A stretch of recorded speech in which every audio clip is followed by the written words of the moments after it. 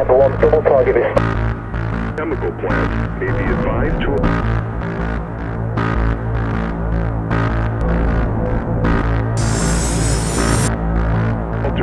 Papa 4.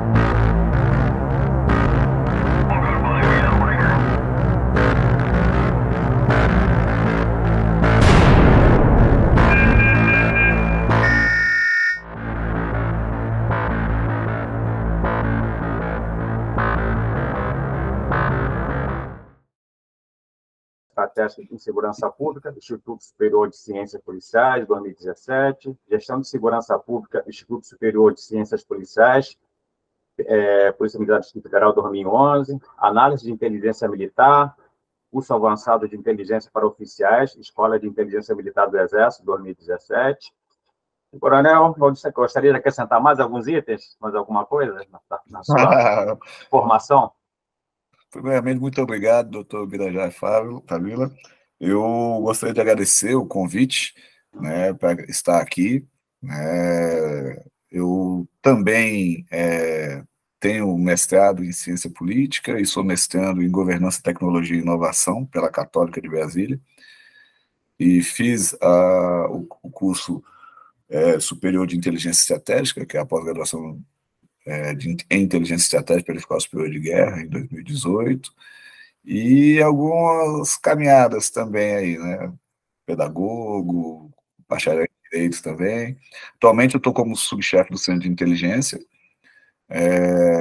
aqui da Polícia Militar do Distrito Federal, isso estou de vários órgãos, mas, a bem da verdade, a gente é um curioso da área de inteligência, tanto a inteligência de segurança pública, inteligência estratégica, então, um pouco também da inteligência de Estado, né, porque está intrínseca, a gente faz a caminhada junto, não tem como. Mas, atualmente, a minha área de concentração está bem focada, né, em segurança pública, que é o meu mote lá no Centro de Inteligência. E aí, estou à disposição para nossa conversa, nosso diálogo, e gostaria realmente de poder contribuir e aprender um pouco aí a respeito. Bem, a história da inteligência ela é bem antiga, né? Bem antiga. E logo após também surgiu a questão da contra-inteligência, né? Eu considero que é de extrema importância até nos Gente, deixa eu interromper um pouquinho, só um minutinho. Ele falou que é chefe do laboratório lá de inteligência? Não, né? Não sei. Não, eu sou chefe do Centro de Inteligência, não sou chefe do laboratório de inteligência, não. Não, pior ainda. Então, esse é o principal, vamos falar aí. Eu falei que eu sou subchefe do Centro de Inteligência. Falou? Desculpa, eu perdi. Falei. Tô saindo. Então, a história da inteligência ela é bem antiga, né? Praticamente. E o histórico, até os famosos espiões, na questão da espionagem, tudo, né? O nascimento de tudo, essas questões, ela se disseminou bastante abrangência, tudo, né? E quanto à inteligência, então, nem se fala, né? Que eu considero até, às vezes, opinião própria, né? Às vezes até mais importante que a inteligência, né? Eu também. Ação, tudo praticamente, organizações criminosas, e, infelizmente, até alguns que se vendem, tudo, e se infiltram e oferecem um grande perigo para todos aqueles, realmente aqueles dedicados servidores que trabalham honestamente, né? A sua análise, assim, analisando um pouco, um resumo da história, tudo, como estaria hoje a inteligência no panorama atual hoje, na sua opinião? Doutor, assim, como o senhor bem disse, né, a inteligência ela é muito antiga, né? Nós temos traços de inteligência desde a Bíblia, né? A gente vai encontrar lá em Números 13 referências, né, sobre envio no caso dos príncipes que foram selecionados entre os principais para poder espiar a terra de Canaã, enfim. E a gente veio, a inteligência vem sendo sustentada por muito tempo pela história militar, a história dos reinados, enfim. Quando a gente para pensar sobre inteligência, a gente vê que é uma atividade realmente muito antiga. Tem pessoas que falam, inclusive, que é uma das atividades mais antigas, se não a segunda mais antiga, enfim. Como diz o doutor Jonisval Gonçalves nas aulas dele.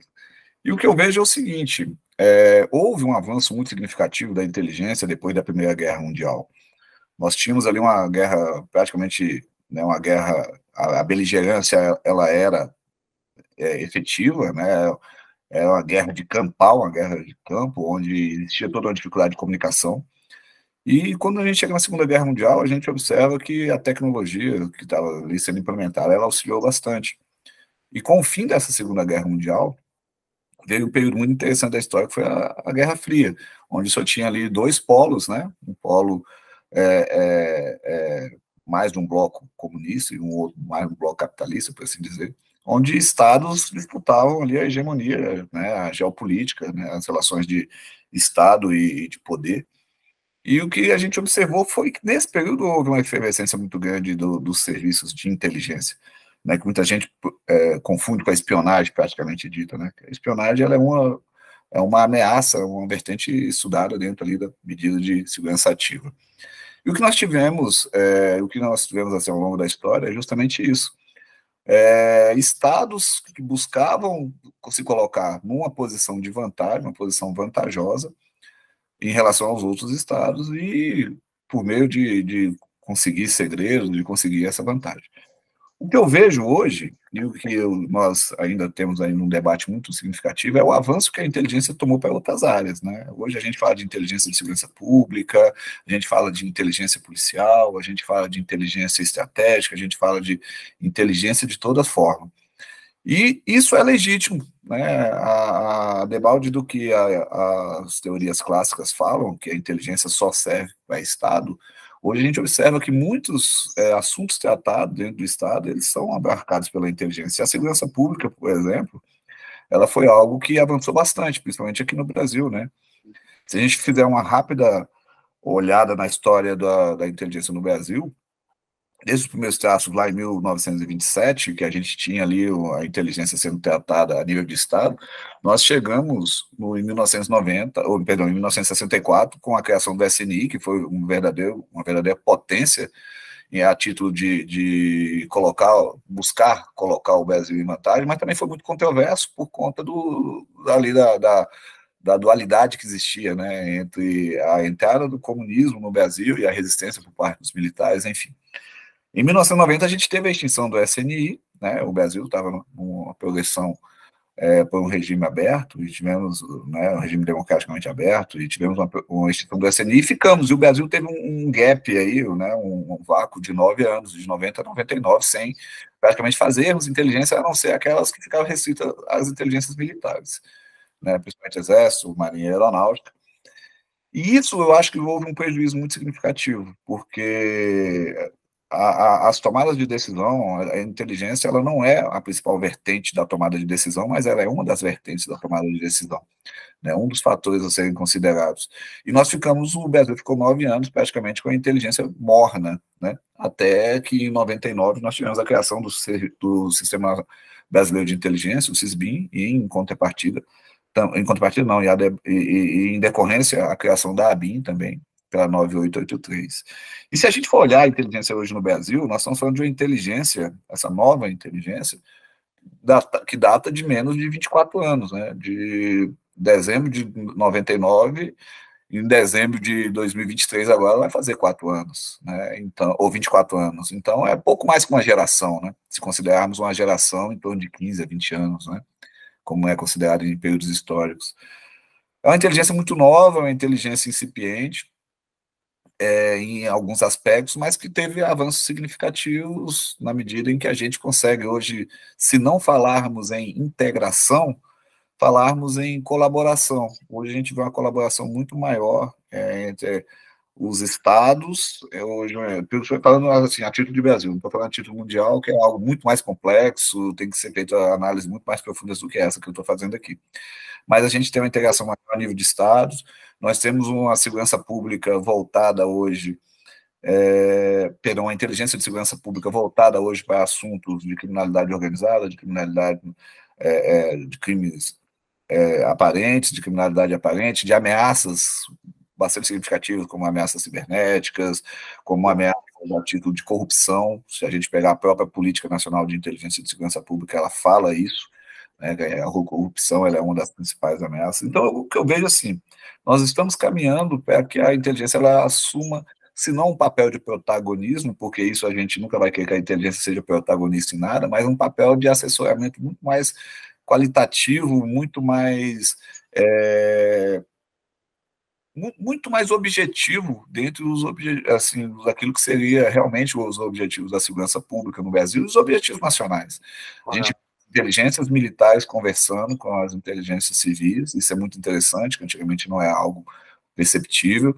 Nós vemos iniciativas do Ministério da Justiça em relação a fomentar o ensino de inteligência nos estados, nós vemos iniciativas estaduais no sentido de fortalecer os seus sistemas de inteligência, iniciativas da Secretaria de Segurança Pública também de fortalecer as suas polícias judiciárias, as suas polícias militares, seus cofres de bombeiros, as suas polícias penais, e nós temos o crime organizado, também se valendo da inteligência tanto quanto o Estado. E aí é que a gente faz de algo muito incômodo que a doutrina ainda pouco abarca, que seria a inteligência por parte das organizações criminosas.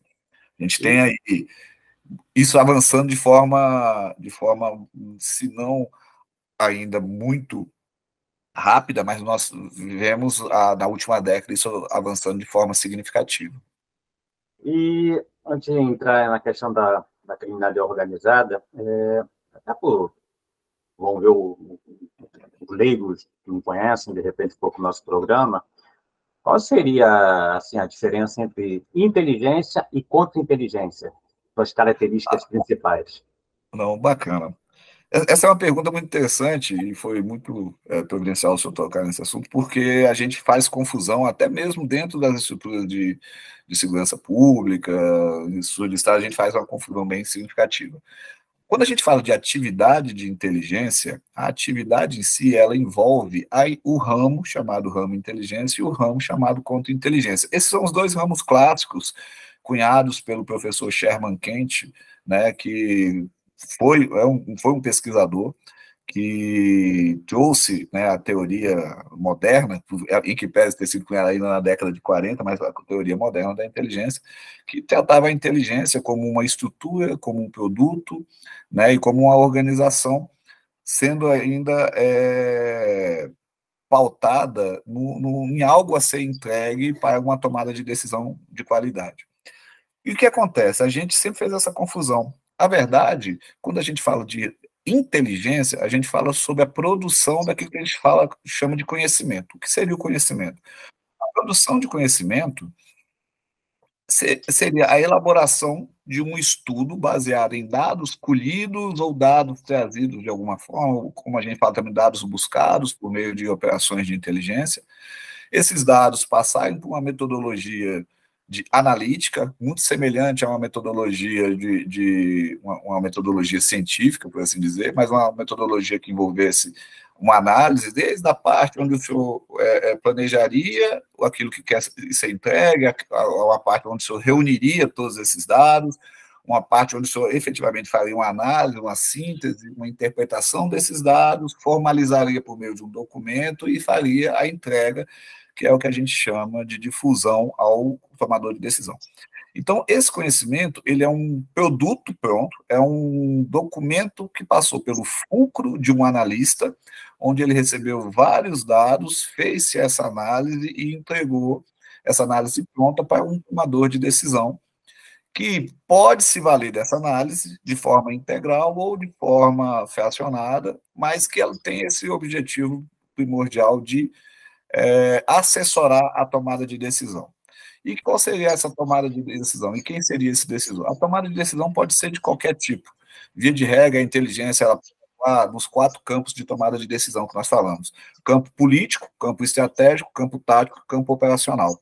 Ou seja, tanto ela pode assessorar a tomada de decisão do decisor máximo a nível político, como nível estratégico, que estaria linkado com os objetivos estratégicos de instituições, né, objetivos que embasam a instituição, seriam as bases da instituição, como objetivos táticos, seriam principalmente planejamento e ações pontuais, e objetivos operacionais, que seriam a aplicação propriamente dita em terreno, principalmente por parte das forças policiais ou forças militares. A contra-inteligência, ela é um outro ramo dentro da atividade de inteligência. A contra-inteligência, ela está calcada em quê? Na proteção do conhecimento. Se eu tenho a inteligência desse lado produzindo conhecimento, eu tenho a contra-inteligência desse lado protegendo esse conhecimento.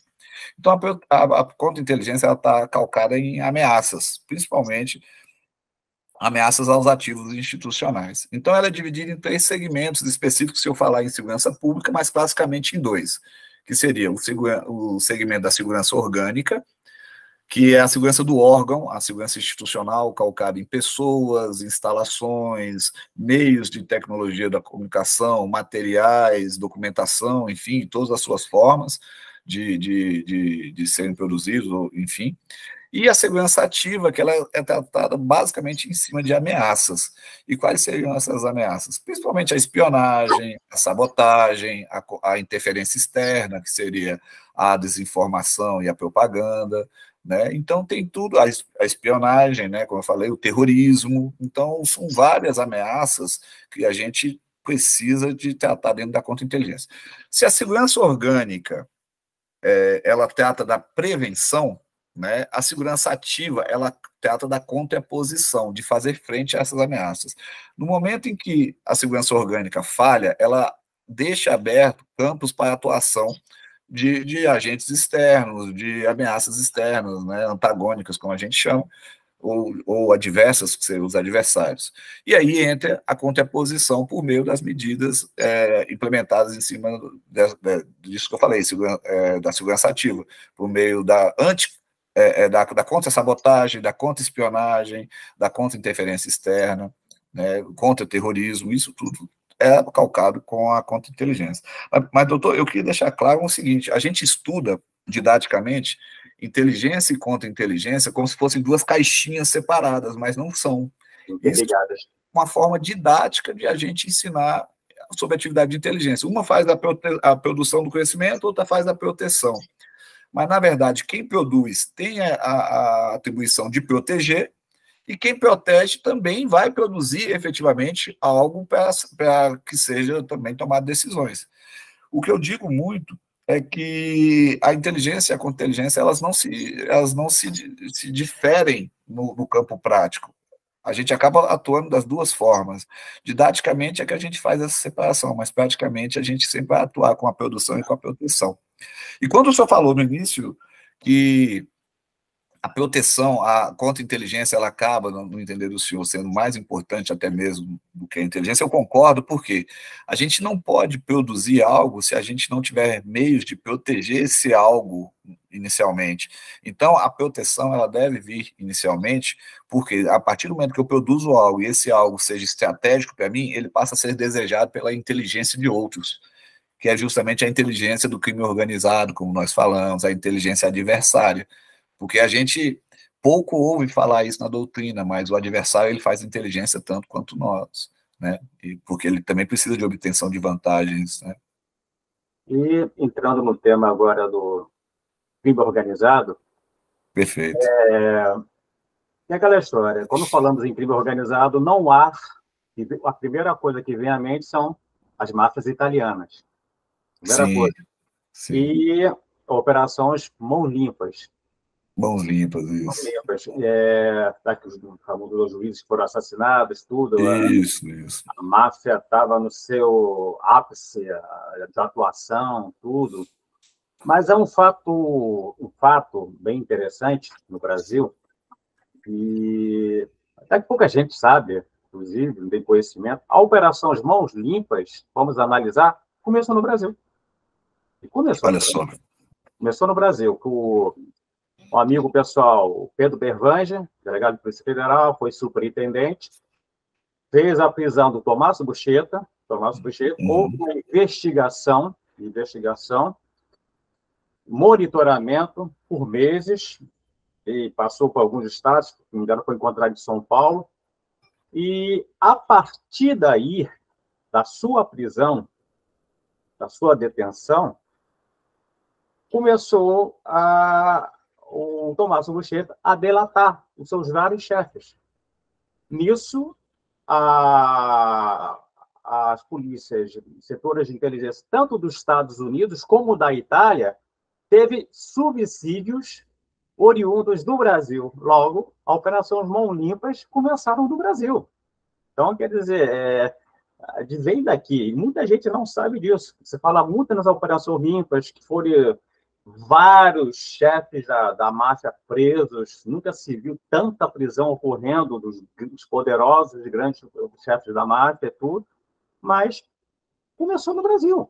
Então, a origem de tudo isso, da Operação Mãos Limpas, começou aqui, com a delação do Tomacho Bucheta, que tinha várias ligações, e aí sempre vamos lembrar a questão do tráfico, entre outras coisas que a máfia lida, né? Aí cada máfia tem uma característica, seja as tríades, seja a Yakuza, algumas características específicas, mas a maioria delas, todas, a mesma coisa, é a obtenção do lucro, ganho territorial, infiltração e poder. Na sua análise, em que posição hoje estaria o Brasil na questão do combate às organizações criminosas, especificamente às máfias, especificamente? Pois é, doutor. Esse assunto ele é espinhoso, né? Porque a gente acaba, às vezes, falando sobre alguns aspectos que são bastante incômodos, principalmente para a gente aqui no Brasil, porque nós temos uma característica diferente, inclusive enquanto país, né?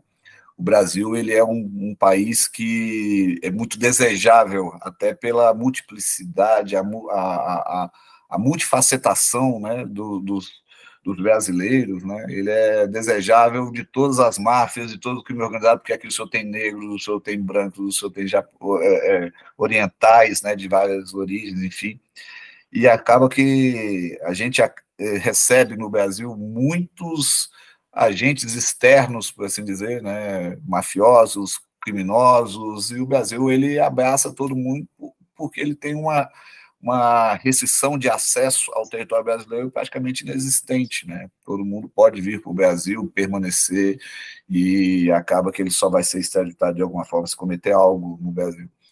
E nós temos uma fronteira seca e muito extensa, nós fazemos divisa com vários estados, nações, né? Com vários outros países, e é muito fácil se entrar no Brasil.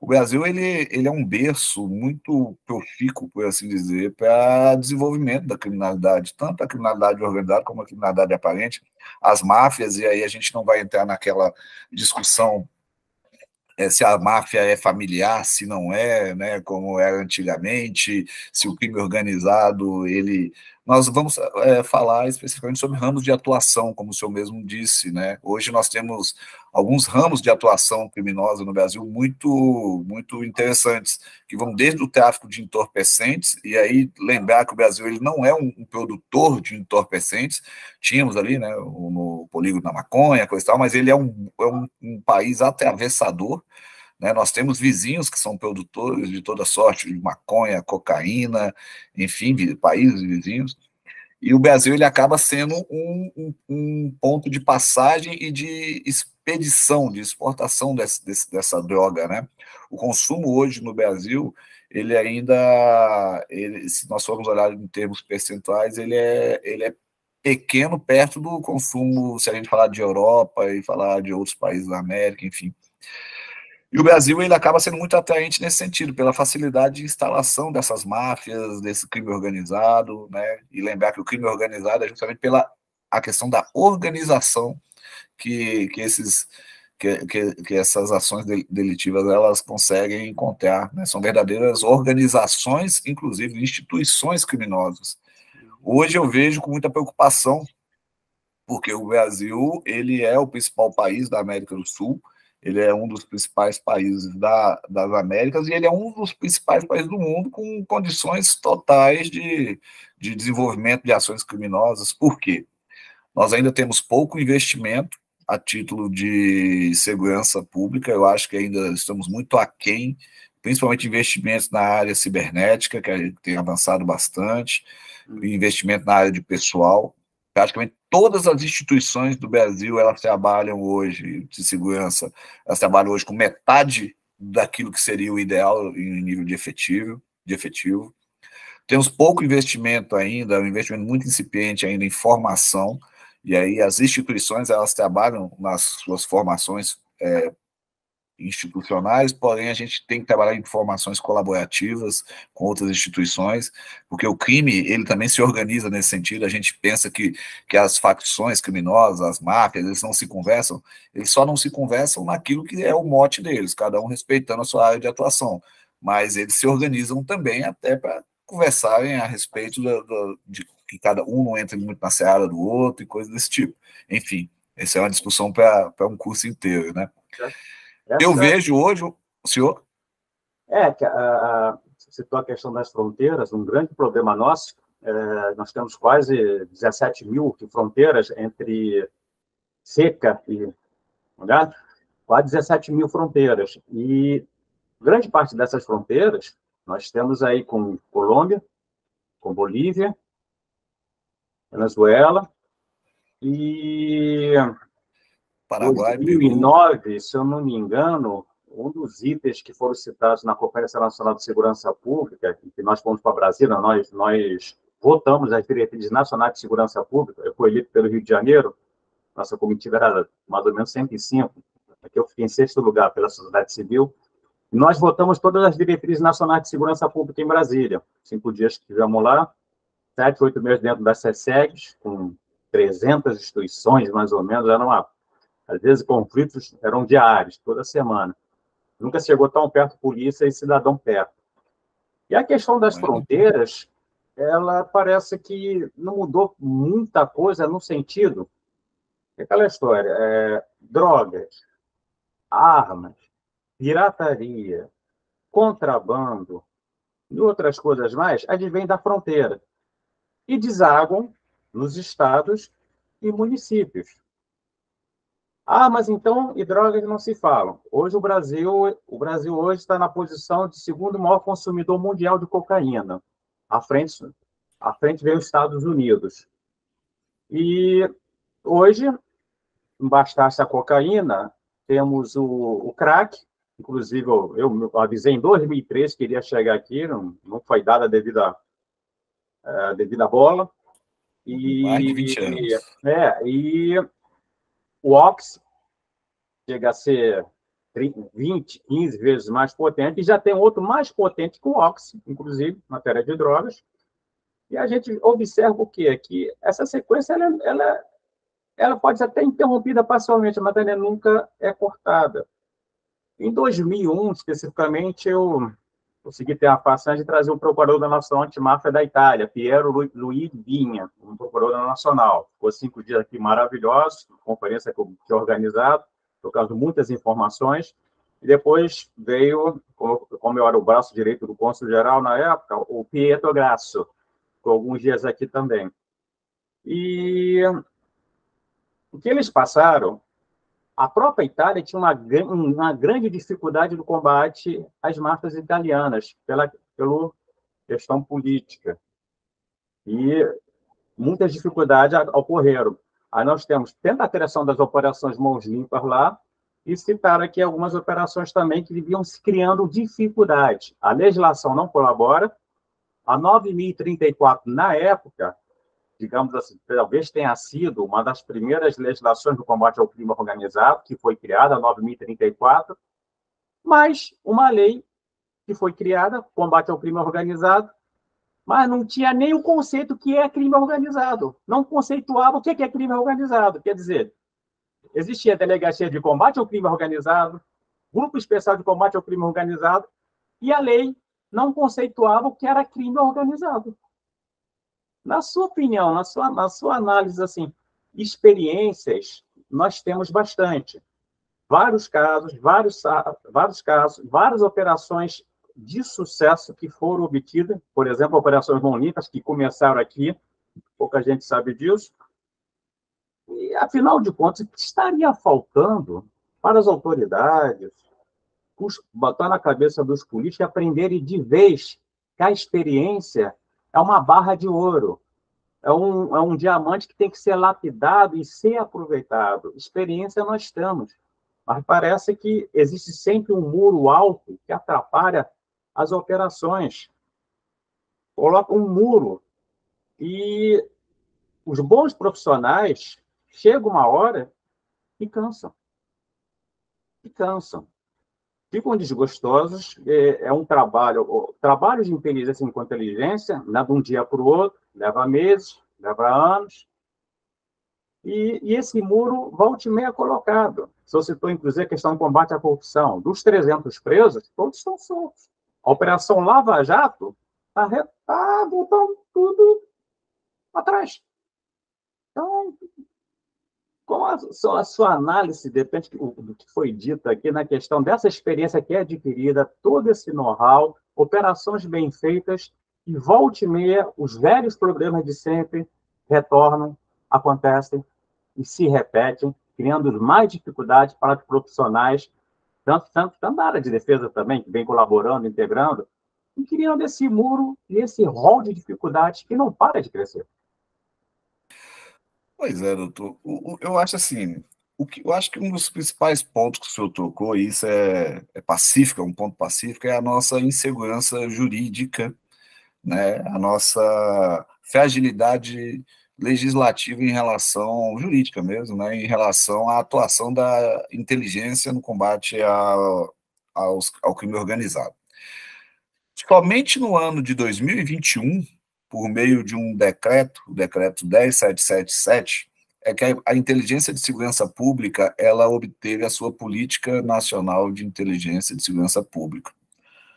Eu acho assim, nós falamos de uma inteligência que foi recriada, por assim dizer, em 99, mas só em 2021 foi se criada uma política de inteligência de segurança pública a nível nacional. Então, se a gente parar para pensar, o que é uma política? A política ela é um direcionamento, né, para aquilo que uma determinada atuação do Estado ela quer alcançar. Então, nós temos a Política Nacional Antidrogas, temos a Política Nacional de Segurança Pública e tivemos a Política Nacional de Inteligência de Segurança Pública. Veja só, o objetivo que eu quero alcançar com a minha inteligência, eu só determinei em 2021. Se eu falo de uma inteligência de segurança pública que foi emergente desde 2007 para 2009, com a primeira doutrina nacional de inteligência, só estou falando que eu especifiquei os meus objetivos em 2021. E o decreto na sequência, o 10778, é a Estratégia Nacional de Inteligência e Segurança Pública, que é o caminho que eu vou percorrer enquanto instituição para alcançar esse objetivo máximo, que também só foi estipulado em 2021. Então, nós permanecemos esse tempo todo sem saber qual é o nosso objetivo para a inteligência e segurança pública a nível de Brasil, sem saber qual o caminho que nós percorreríamos. Até hoje nós não temos um plano nacional de inteligência e segurança pública, ou seja, dizer quais atores vão percorrer esse caminho para alcançar esses objetivos. E temos a doutrina, que a doutrina, na verdade, foi pacificada para que todo mundo pudesse falar a mesma língua. O normal seria que nós tivéssemos uma política, uma estratégia, um plano e uma doutrina. Nós começamos ao contrário, criamos uma doutrina para colocar todo mundo falar a mesma língua, fomos para a política, mas só mais de 10 anos depois, 15 anos depois, na verdade, 17 para 21, né, quase isso, uma estratégia e até hoje não temos um plano. E nós só tivemos da inteligência nacional, a Política Nacional de Inteligência, em 2016 para 2017. Então, passamos de 99 até 2016 sem saber qual é o objetivo da inteligência também. E se a gente pegar a Política Nacional de Inteligência e Segurança Pública, a PNISP, ela diz lá que um dos principais objetivos é combater o crime organizado. E que o crime organizado, a criminalidade organizada, é uma das principais ameaças ao Estado brasileiro. Gente, nós sabíamos, institucionalmente sabíamos, todas as instituições, a Polícia Federal, as polícias judiciais dos estados, as polícias militares dos estados, as polícias penais, todo mundo sabe qual é o seu objetivo.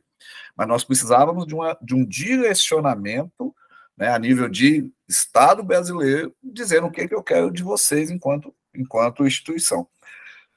Isso que eu digo, eu acho que a legislação, essa fragilidade legal, né, jurídica, ela é o principal óbice hoje que nós temos, o principal dificultador que nós temos hoje para levar a segurança pública, né, suportada, né, com o suporte da inteligência adiante.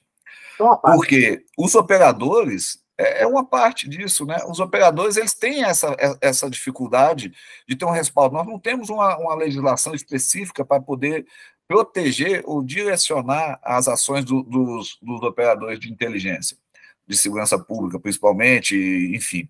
Nós não temos uma legislação específica que proteja as operações de inteligência. E o que são as operações de inteligência? A busca de dados indisponíveis, que aí é confundido com espionagem, com bisbilhotice, com que o pessoal chamava antigamente arapongagem, e não é nada disso. É uma atividade de Estado perfeitamente respaldada. E pode ser perfeitamente respaldada. Nós não temos nada. E aí entra aquilo que você falou, né? O cansaço, por assim dizer, né? Cansaço profissional que o servidor, o profissional de segurança pública vai sendo exposto, né? A gente tem muita resiliência, né, aprender com as dificuldades, mas a nossa resistência ela vai sendo minada ao longo do tempo. Por quê? Porque o senhor acaba, muitas vezes, sendo colocado no polo, no outro polo, como se o criminoso fosse, quando, na verdade, o senhor está combatendo o crime, né? E isso é muito complicado para as instituições de segurança pública. Os nossos políticos, a gente tem que lembrar como que, e aí sem entrar em nenhum mérito, mas como que a gente vai obter essa representatividade política. E, da mesma forma que o povo ele também busca eleger os seus representantes políticos, qualquer segmento social pode, inclusive o crime. O crime organizado, né, na Colômbia, ele fez isso. Ele saiu de um momento de Farc para poder legitimar a atuação política daqueles seus representantes ali. O mesmo acontece também no cartel mexicano. No México, exatamente. Hoje já talvez acho que são eficientes, seja a Marinha do México, as forças de lá, e outros dizem que não são confiáveis, e muito vazamento. Muitos estados, municípios estariam na mão das organizações criminosas, principalmente na época do El Chapo, principalmente. El Chapo, sim. Uhum. E tinha gente dentro do governo, em relação àquela velha história que nós já conhecemos, de combater mais efetivamente o grupo A e B e C e deixar aquele quieto. Só que não imaginava que o El Chapo ia crescer tanto. E deu no que deu. E o que nós temos visto, por exemplo, a questão que você falou da questão da legislação, em si, na 9.034 tinha um dos seus artigos, a questão da infiltração, né? Há um debate sobre isso, tudo, que a infiltração é extremamente importante. Deu certo muito na Itália. Concordo. Nós sabemos que quem está infiltrado vai ter que mostrar serviço e fazer uns testes, ou até mesmo matar uma outra pessoa para ser testado.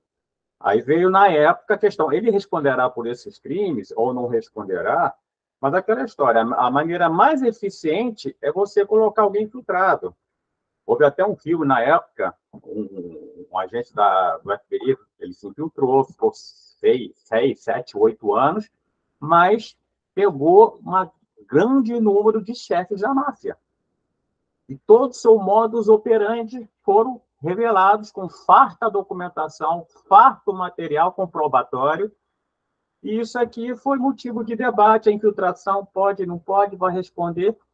Isso funciona em vários países, Então, nós estamos vendo aqui que se cria mais dificuldade do que soluções.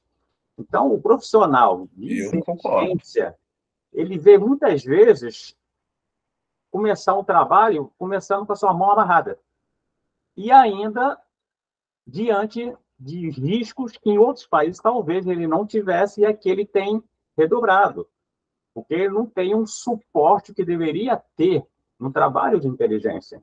Já começa com a legislação, já começa com pessoas dentro de governo, entre outros. Nós sabemos que isso acontece, tudo. E eles se comunicam a nível mundial. Hoje, o crime organizado já é provado em interligação com cartéis, somente o mexicano, cartel da Colômbia. Medellín já está voltando a ser o que era, com a atuação do cartel do México. Diga de passagem, é um negócio que eu sempre falo, se o cartel mexicano entrar no Brasil, isso aqui acabou. A diferença dos traficantes nossos, que atuam no Brasil e o cartel mexicano, eles têm poder, não falta dinheiro, fazem seus próprios blindados. E aqui, quando você tem a questão de um tiroteio, alguma coisa aqui, normalmente os traficantes aqui segura um pouco e sai. O cartel mexicano, não. Se tiver que invadir um batalhão, ele vai fazer. Ele vai fazer. Sem problema, vai fazer Mas e é a vista de todos. do mundo, e já estão aqui. Já estão aqui. Há 3 anos, se não me engano, um chefe do cartel mexicano foi preso aqui. Não sei se foi Pernambuco, alguma coisa assim. E, para piorar a situação, nós temos um problema muito grande, que se chama PCC, Primeiro Comando da Capital, que é de uma organização ímpar. Eu conheci a partir de 1993, quando ele estava começando tudo, uma conferência no BNDES, um seminário meu, o capitão Rodrigo Pimentel, na época, já estava fora, trouxe o delegado de São Paulo, e o PCC é tudo baseado em sintonias, sintonia do advogado, sintonia dos chefes, sintonia nacional, internacional, e dessa questão, uma característica que, até por trabalho pessoal que eu possuo, uma coisa que chama muito atenção é o uso dos portos para transferência das drogas para outros países. Hoje o PCC atua em mais de 10 países, praticamente. Atua. Isso se repete. Porto de Santos, então, é constante a apreensão de toneladas de drogas. E uma coisa interessante, em todo porto, tem sempre uma ilhazinha. Normalmente, armas e drogas são escondidas ali. Nós sabemos disso. Isso acontece há muito tempo. E o que acontece que isso não é resolvido de vez? E isso acontece há muito tempo. E essa questão do uso dos portos para transferência de drogas para outros países tem também se tornado constante. Se apreende, mas não se resolve.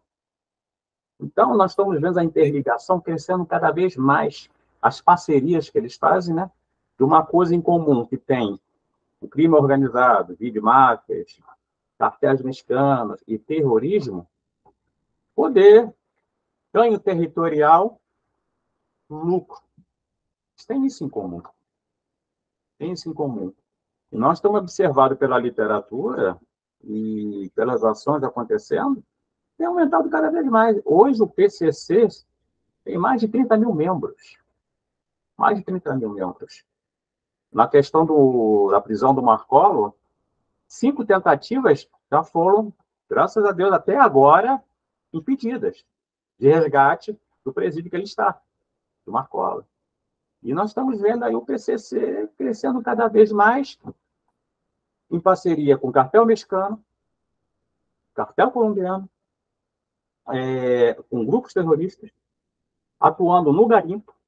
Olha a expansão, o tamanho do PCC, ele avança cada vez mais.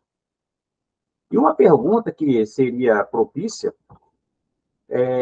entraria na questão também da inteligência, em que pé estaria a inteligência hoje na questão de não basta só prender, mas ter um acompanhamento dentro dos presídios, que muitas vezes as ordens partem lá de dentro. O acompanhamento de dentro do presídio, desses chefes que encontram lá dentro. A impressão que passa, que muitas vezes não existe. Prendeu, está resolvido. Não, não está. E as ordens partem lá de dentro. Hoje nós temos mais de 78 facções, sendo PCC, Comando Vermelho, e a Família do Norte, os mais poderosos, com maior estrutura do Brasil. Qual a sua análise sobre essa questão, principalmente aí desse monitoramento dentro dos presídios e esse crescimento do PCC?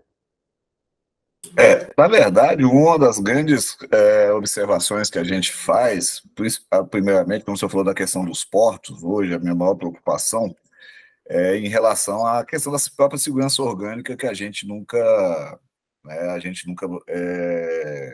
levou adiante.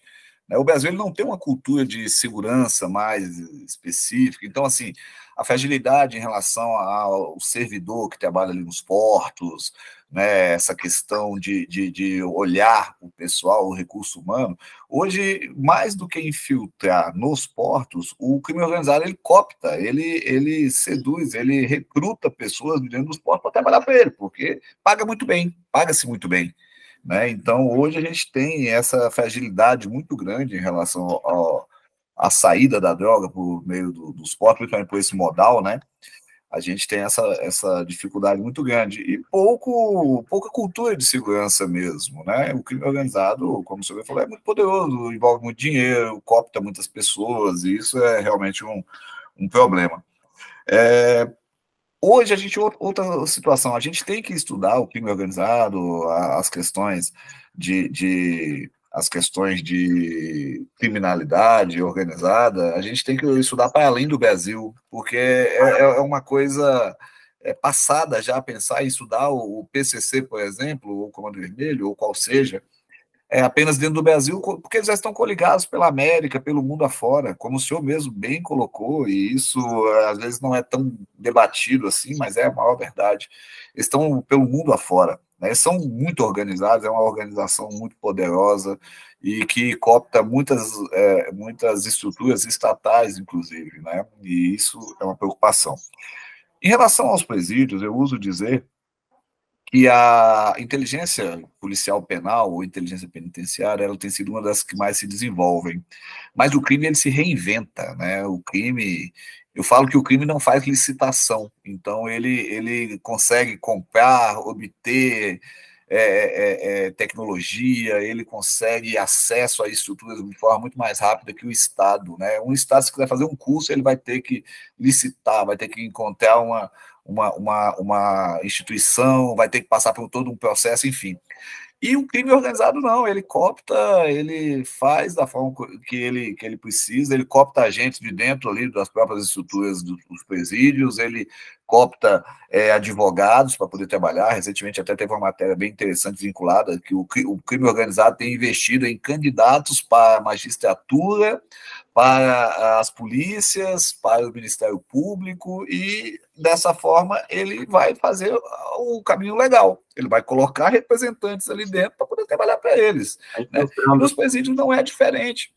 O problema dos presídios que eu vejo hoje, o maior dos problemas do presídio hoje é justamente a dificuldade de manter-se uma fiscalização, uma gestão mais efetiva em cima das pessoas que estão ali, né, custodiadas, dos criminosos. O Marcola, por exemplo, ele está aqui no Presídio Federal de Brasília, né, e existe toda uma preocupação em torno dessa permanência dele aqui, que não é só lá dentro do presídio, não é só intramuros. A nossa preocupação, por exemplo, enquanto polícia militar, são os acessos, né, são os acessos, são os planos de resgate, né, por quê? Porque a situação intramuros seria ali com a polícia penal, mas e fora?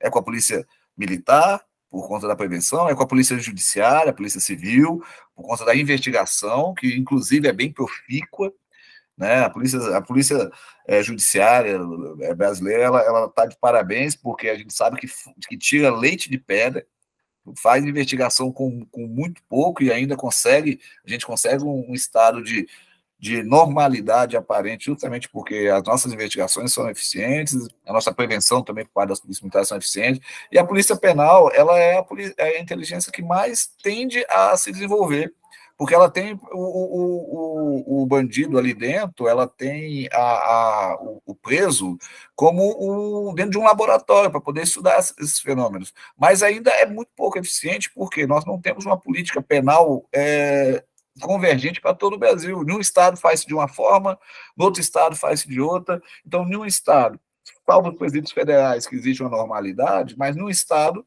o servidor da Polícia Penal ele é concursado. No outro, ele é contratado.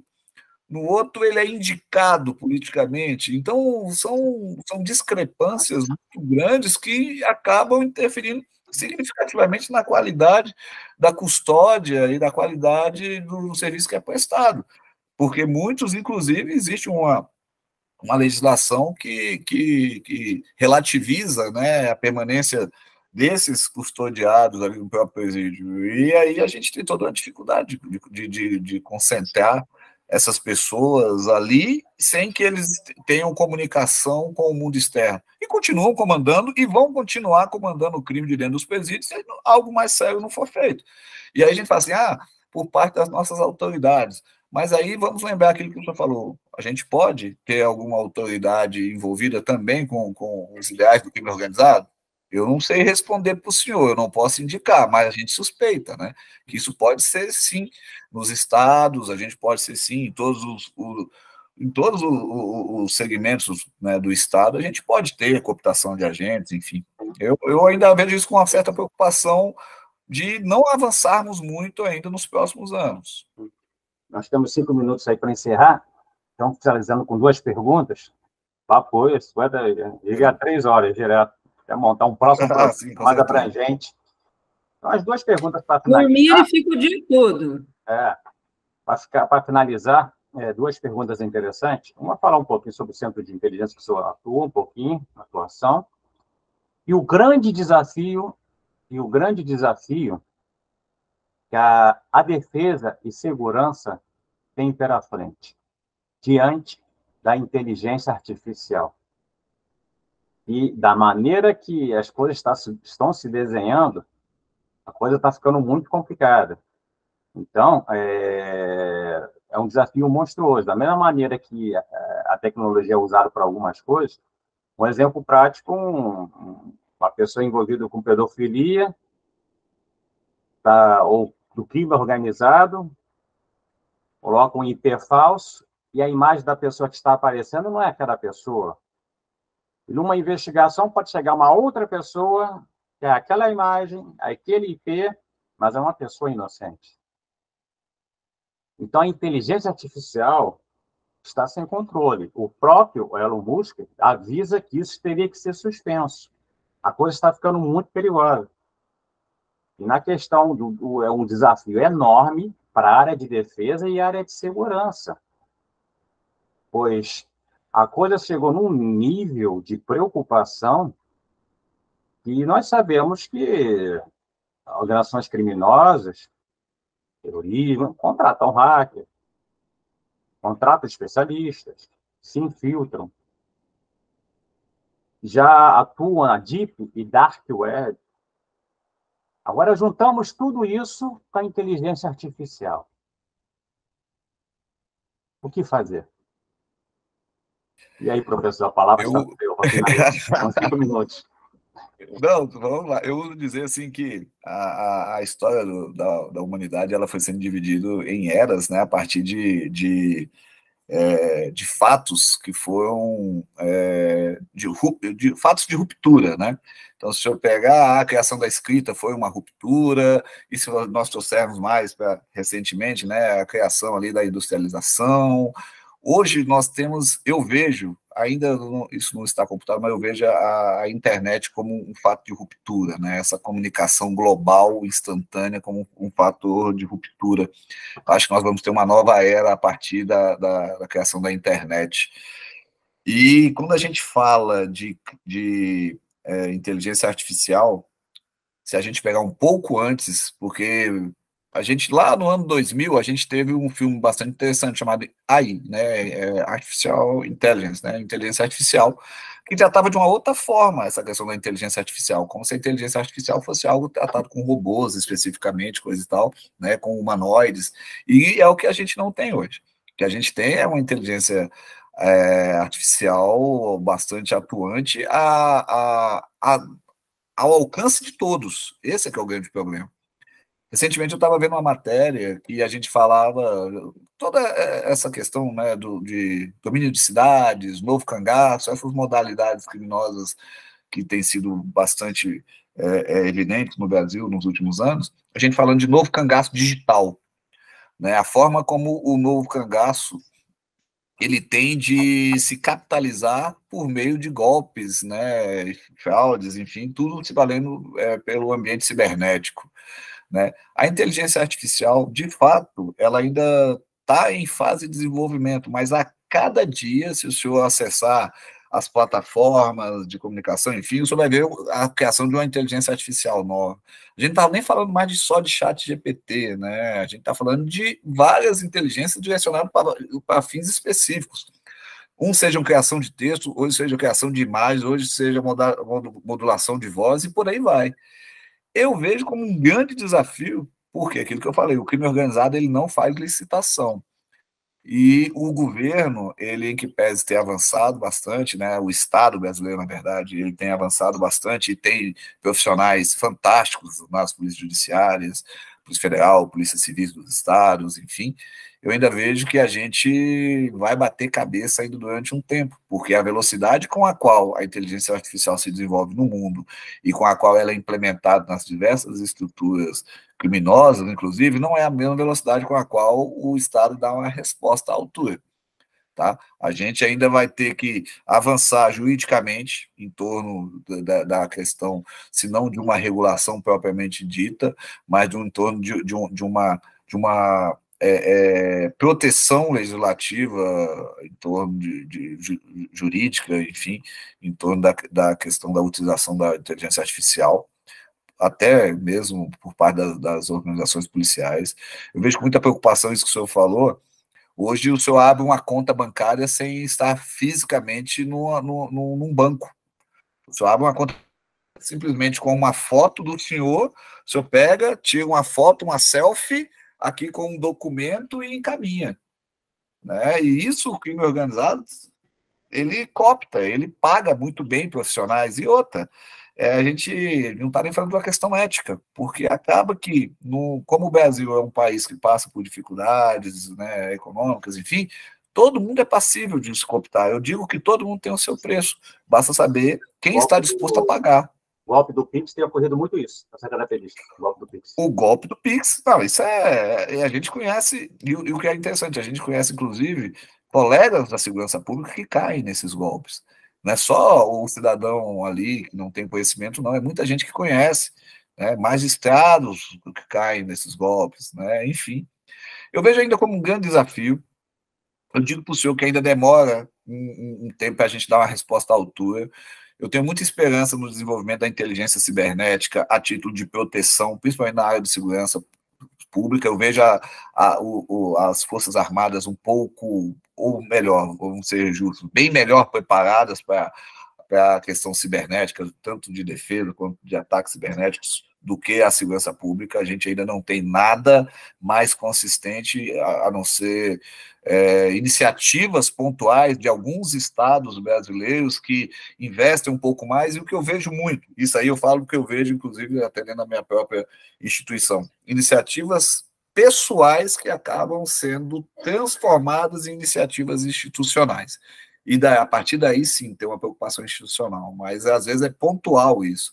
Eu vejo que a gente ainda vai patinar um pouco nesse sentido, viu, doutor? Eu vejo, honestamente falando, acredito muito na capacidade de reação e a criatividade institucional e a criatividade profissional ser transformada em iniciativas efetivamente institucionais para que a gente possa debelar essa grande ameaça que nós temos aí por meio das inovações cibernéticas, a inteligência artificial e por aí vai. Aqui nós já temos um problema muito sério, né? Que o Brasil, anualmente, a média de ameaças e ataques cibernéticas varia entre 2 bilhões a 3 bilhões e 600 de ameaças e ataques por ano no Brasil. Olha o tamanho disso. No mundo é uma coisa monstruosa. No Brasil, a média é essa, ameaças e ataques. É 3 bilhões e 200 a 3 bilhões e 600 por ano. Por ano. É muito. Por ano. Então, quer dizer, nenhum sistema é 100%, e às vezes até cuidados básicos, que até dá com alguns amigos hackers, eles falam sempre, olha, quem dá o acesso é o usuário. É o usuário. É o usuário que dá o acesso. Um hack não é um Deus poderoso. Tudo bem, ele tem certas facilidades, mas quando você dá o acesso, tocando em links que não devia, entrando onde não devia, e recebendo coisas que, de repente, uma Receita Federal, o Tribunal de Justiça não manda, não envia, você abre a porta. O link são portas. Exato. Eu estava, inclusive, semana passada a gente estava em Palmas, no Tocantins, iniciando um curso de segurança orgânica para o Tribunal de Justiça lá, e assistindo a palestra de um grande amigo, né, o André Valdivino, que é especialista em segurança dos meios de tecnologia da informação. Ele falava justamente isso, né? Ele fala, engraçado, o livro do Kevin Mitnick, A Arte de Enganar, é do ano 2000. E lá ele já falava, como grande hacker que ele era, o livro dele entrou como um clássico de história cobertura e de engenharia social. Porque ele dizia, eu posso ter todo o conhecimento tecnológico para invadir computadores, mas quem me dá o principal acesso é o ser humano, é a pessoa, é o elo mais frágil que a gente fala, né, que é a pessoa. E isso a gente, infelizmente, ainda vai conviver durante um bom tempo, porque, de fato, as pessoas no Brasil não têm essa cultura de segurança e o acesso é dado. O acesso ele é uma das terminologias mais caras para a contra-inteligência, né? É o conceito de acesso. Né? E isso é obtido com muita facilidade, né? Eu vejo no LinkedIn, eu vejo no Facebook. LinkedIn, então, que pessoas que eu já identifiquei, eu costumo fazer verificação constante das situações ali, pessoas que Sim. você tem um processo, aproxima muito de militares, estão na diretoria X, no lugar tal, e eu faço um acompanhamento de uma certa pessoa há muito tempo já, que vê só o modus operandi dela. A maioria das coisas, como exemplo, ela pega pessoas da área de defesa e área de segurança, especificamente.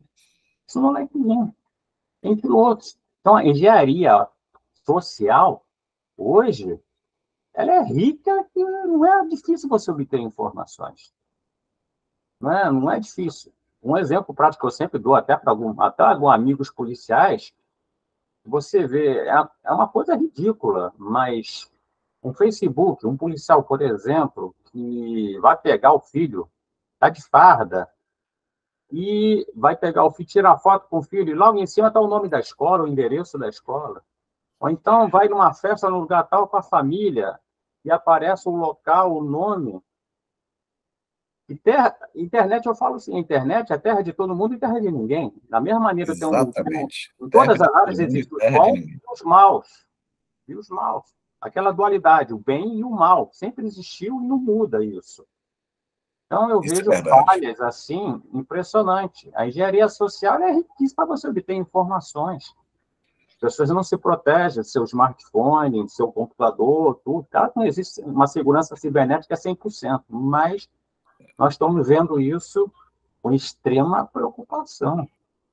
E isso que o senhor fala, eu sempre digo assim, antigamente, quando a gente fazia uma viagem, né, só rapidamente, né, complementando essa ideia do senhor, a gente fazia uma viagem para a praia, revelava-se as fotos, e quando muito a gente reunia ali 15 pessoas no almoço de domingo, familiares, coisa e tal, e botava o álbum no meio da mesa ali para todo mundo ver. Mas isso a viagem já tinha acontecido, a gente era um acesso muito restrito de pessoas ali da nossa confiança, hoje não. Hoje a gente expõe online, né, em tempo real, onde nós estamos, o que estamos fazendo, e para todos os nossos, toda a nossa rede social. Então, se o senhor tem 500 coligados, 1000 coligados, é como se o senhor fosse para o meio da rua, pegasse aquele álbum de fotografia, chamasse essas 1000 pessoas e expusesse ao mesmo tempo para todo mundo ali, olha, gente, o que eu fiz aqui, o que eu estou fazendo aqui na praia, ao mesmo tempo. Então, assim, aumentou muito o campo de acesso, né, o alcance das informações que o senhor presta de forma voluntária. Isso que o senhor falou, hoje a gente tem uma preocupação na inteligência, não é só com um termo de compromisso de manutenção de sigilo, é com um termo de conduta em mídias sociais, porque a pessoa da inteligência ela tem que ter uma conduta em mídias sociais e uma responsabilização também por aquilo que ela de alguma forma, ela expõe. Eu estou falando de inteligência, mas a segurança pública como um todo. Anteontem, ou há 3 dias atrás, saiu que um comandante russo, salvo engano, ele foi morto porque ele sempre fazia uma corrida e publicava o trajeto da sua corrida no Strava, naquele aplicativo, o Strava. E aí ele foi morto. Por quê? Porque ele já tinha todo um percurso que ele fazia, um horário que ele fazia, coisa e tal, e foi fácil fazer o atentado contra ele. Então, assim, essa questão de acesso, essa questão de ameaça, complementando o que o senhor falou, realmente nós somos muito responsáveis. A engenharia social é isso. O que é um engenheiro, né? Um construtor, né? Um idealizador. O engenheiro social, ele constrói relações sociais. e por meio dessa construção de relações sociais, ele obtém dados que não existe antivírus, não existe aplicativo de proteção nenhum que seja tão eficiente se o senhor mesmo dá o acesso àquilo que não deveria dar, né? É bem isso também. Finalizando, inclusive, só para complementar essa questão das informações, Perfeito.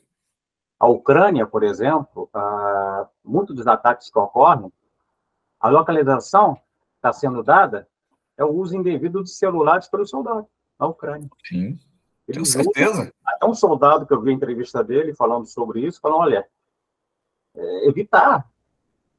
A localização, o russo possui uma estrutura de geolocalização extremamente eficiente. Então, os nossos celulares hoje não estão servindo para nada. Voltamos à era medieval, que na hora que usa do celular, eles pegam e sabem onde nós estamos, e aí vai direcionar o bombardeio. Quer dizer, se na área de um conflito, uma guerra acontece, isso na área, quem dirá na área de segurança. Com certeza. Na área de segurança, eu falo para o senhor, nós temos, inclusive, absurdo de ver atuações policiais online sendo transmitidas em Instagram, abordagens online no Instagram, tudo pelo clamor midiático, tudo pela exposição midiática que as pessoas têm desvirtuando. E aí cabe também a responsabilidade das instituições em regularem de uma forma um pouco mais profícua isso aí junto aos seus servidores, né? A pessoa não toma, às vezes, consciência que ela está expondo, não é só a vida dela, é a vida do outro companheiro, é a vida da família, né? A família é um dos grandes alvos de ataques, enfim.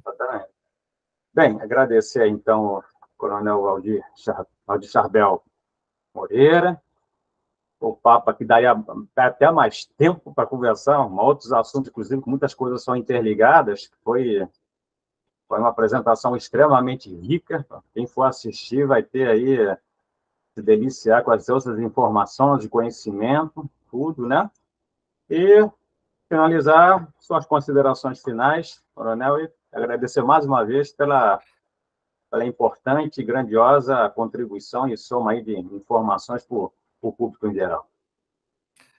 Doutor Biajá, eu agradeço o senhor, agradeço também a doutora Karine, que convidou. Eu acho o seguinte, falar sobre inteligência é mais do que um prazer, né? E é algo assim que a gente faz como uma devoção de vida mesmo, por acreditar e saber da relevância que a gente tem no processo de assessoramento à tomada de decisão de qualquer decisor, né? Institucional, enfim, né? A nível político, nível estratégico. E digo mais, a preocupação hoje é com o Brasil, é com o rumo que o nosso país ele está tomando, principalmente em relação à criminalidade organizada, e impedir que o Brasil, de fato, ele vire um narco-estado, e que, com isso, a gente sofra, e as nossas famílias sofram, e as nossas instituições da mesma forma. Eu penso que ainda há tempo, né, de mitigar aí os efeitos, né, da ascensão do crime organizado e da criminalidade aparente, mas isso deve ser algo que envolva muitas mãos. Não pode só falar de segurança pública pensando nas instituições que promovem efetivamente a segurança pública ali na ponta. A gente tem que envolver todos os segmentos do Estado, envolver todos os poderes, o legislativo, o executivo, o judiciário, envolver a participação da população, a participação da sociedade brasileira nesse contexto e torcer para que o rumo ele seja aquele nosso rumo esperado. Né, que com todas as dificuldades que a gente vem sofrendo, a gente possa aprender e tirar grandes lições de tudo isso. Né, eu estou à disposição aqui no Distrito Federal, tá?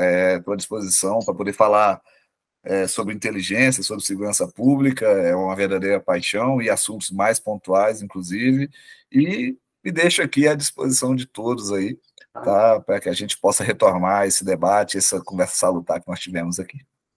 Então, agradeço mais uma vez.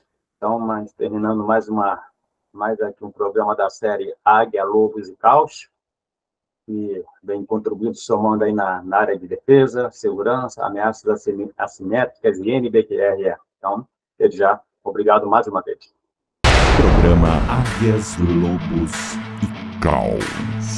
Inteligência do Estado e ameaças assimétricas com o Birajara Favila.